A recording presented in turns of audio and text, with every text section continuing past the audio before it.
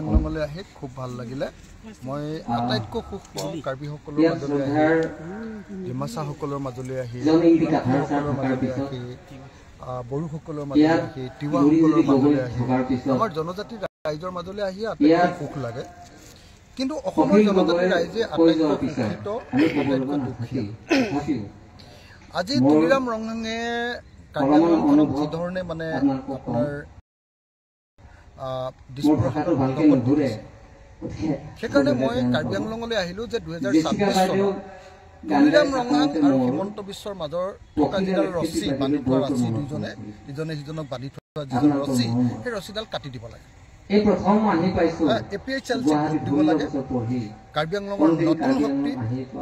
যি কাৰ্বি আংলঙৰ ৰাইজৰ স্বাৰ্থৰ কাৰণে মাত মাতে কিন্তু একেটা সময়তে কাৰ্বি ৰাইজৰ লগতে অনা কাৰ্বি ৰাইজ যিসকল আছে তেওঁলোকৰ কাৰণে অপকাৰ নকৰে তেওঁলোককো লগত লৈ সেই APHL চেক ভোটৰ কাৰণে মই পোনপটীয়াকৈ ছাব্বিছৰ মৃত্যুটা আমাৰ হৈ গৈছে মৃত্যুটা আমাৰ বিৰোধী দলবিলাকৰ হৈ গৈছে কিন্তু মই বিচাৰোঁ মানে মৃত্যুটা যদিও হৈছে সোনকালে ছিটবিলাকৰ ভিতৰত মোৰ মাত্ৰ এটাই প্ৰাৰ্থনা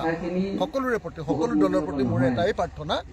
যে আমি পাৰিলে যিমান পাৰি সোনকালে যাক ইংৰাজীত as soon as possible বুলি যিমান পাৰি সোনকালে আমাৰ মাজত ছিট বিতৰণ কৰি ল'ব লাগে আৰু লগ লাগে সোনকালে আমি মানে হেৰিয়া আপোনাৰ বিজেপি ঘূৰাবৰ কাৰণে কাম কৰিম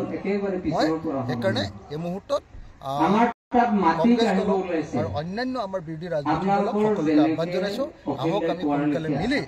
যিমান পাৰি সোনকালে আমাৰ ছিটসমূহ বিতৰণ কৰি আমি কাম কাজত লাগি যাওঁ আটাইতকৈ আদিজাতি কাৰ্বি আংলঙৰ 1,50,000 বেছি মাটি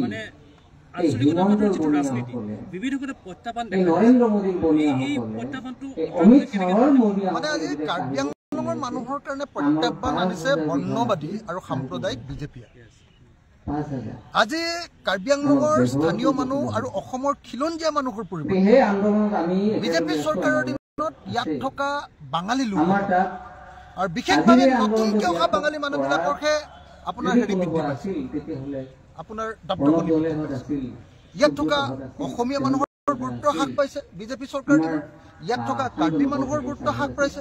ইয়াত থকা কুকি মানুহৰ গুৰুত্ব হ্ৰাস পাইছে ইয়াত থকা গাৰো মানুহৰ গুৰুত্ব হ্ৰাস পাইছে গতিকে মই ভাবোঁ যে পাহাৰত থকা মানুহৰ সেয়া অসমীয়া খিলঞ্জীয়া মানুহ আৰু অসমৰ কাৰ্বিকে ধৰি জনজাতি ভূমিপুত্ৰ